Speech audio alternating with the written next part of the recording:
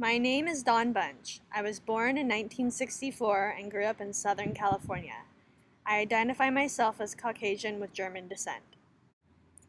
My educational experience was largely based in Southern California. Although I had a typical K-6 upbringing, diversity in race resulting in racial tension would play a large role in my junior high school experience. The first time I actually became aware of my race was in junior high. This is where I compared the students around me to myself. I was Caucasian and they were Hispanic. I also began to associate with other white kids on campus. During my transition from 8th grade to ninth grade, the school administration decided to split the class into those who would stay at the junior high and those who would move on to high school. My friends and I decided we wanted to stay at the junior high school in order to be the big ninth graders on campus. However, this decision was in vain, as early on in the year, the Hispanic kids decided they didn't want us white kids at the junior high school. They waited for us after school and beat some of us up. I got away from the beatings, but the Hispanic kids continued to threaten us in an effort to get us to move on to the high school. The administration finally stepped in and sent my friends and I off to the high school. Within a few days, I was in a new environment and had all new classes. Though I'm not sure how they chose which students in the ninth grade should go to the high school, this incident had a very negative impact on me.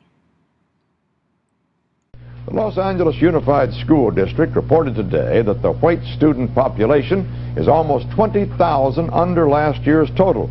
The source of the problem? White flight. Terry Drinkwater reports. Mandatory busing was ordered by the courts and heralded as the only way to integrate Los Angeles schools. But now, a month after it began in earnest, educators, parents, and teachers generally agree it has failed. Not because of the demonstrations that have, on a few occasions, stopped the buses from rolling, not because of the protests, not because of violence between the races. There hasn't been any. Busing has failed because the number of white students needed to make it work have quietly dropped out of the public schools.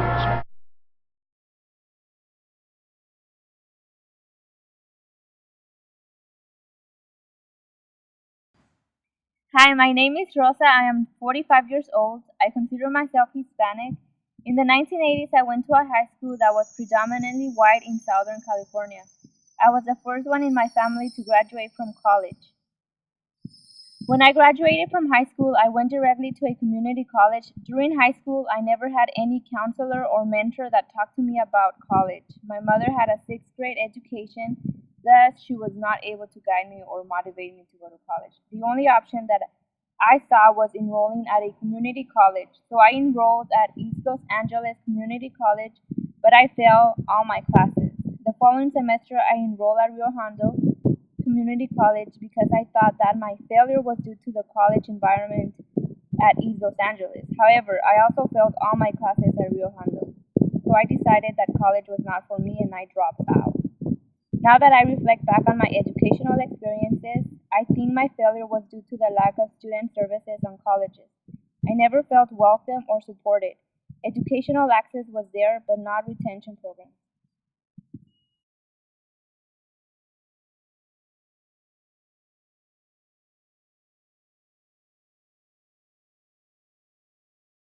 My name is Jonas. I was born in 1970. I was born in El Salvador and immigrated to Los Angeles at the age of 15. I am Latino. As a young boy in El Salvador, I saw people getting killed. No one understood why. Young men were being kidnapped and tortured. My mom feared for my life, and I decided to send me to Los Angeles. When I arrived to my sisters, I felt lonely and afraid of La Migra. I started middle school and I couldn't believe how much they gave me and how little students appreciated. I had a book for each of my classes and a free lunch. I was grateful for the opportunity and decided to hit the books hard to learn English. I have always been in love with the stupid language because of MTV. I wanted to understand what the song said, and if I wanted to work in the US, I had to learn English. Thank God for the language arts and those bilingual classes. Without those classes, it would have been extremely hard to survive.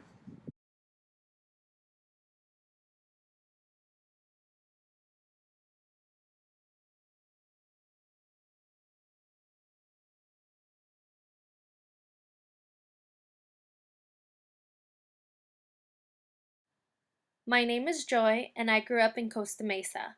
I am 44 years old, and I am a Korean adopted by white parents. I identify as white. I attended faith-based institutions my whole life. I would say that I am a product of the Lutheran schools. My mother taught in the Lutheran church and my dad was raised Lutheran, so they put me in Lutheran faith-based schools from K through 12, and I decided to go to a Lutheran college because I wanted to be a school teacher for the church. I grew up in a very conservative household, and the message I got about women and sexual orientation were very strong. I was raised to believe that women could not lead in the church. There were no female pastors, and I grew up knowing that if I wanted to do anything in the Lutheran church, it would be by becoming an elementary school teacher, because that was basically all that I could do. I also grew up with the message that homosexuality is wrong. Looking back now, I realized how uneducated and ignorant I was. I wish I could go back in time and apologize on behalf of the church.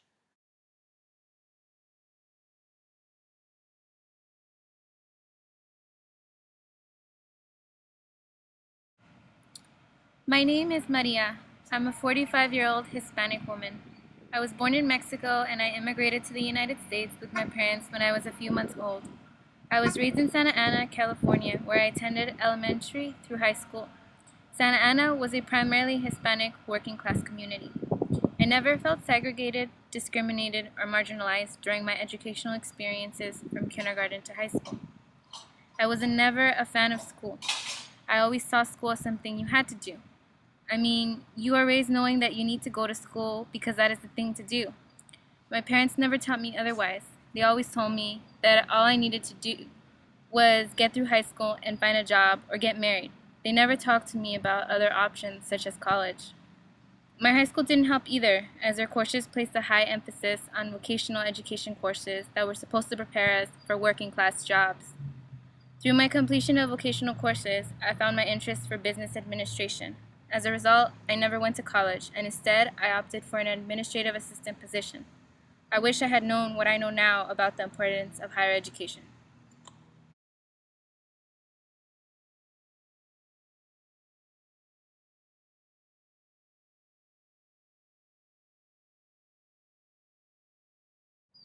And this is my story.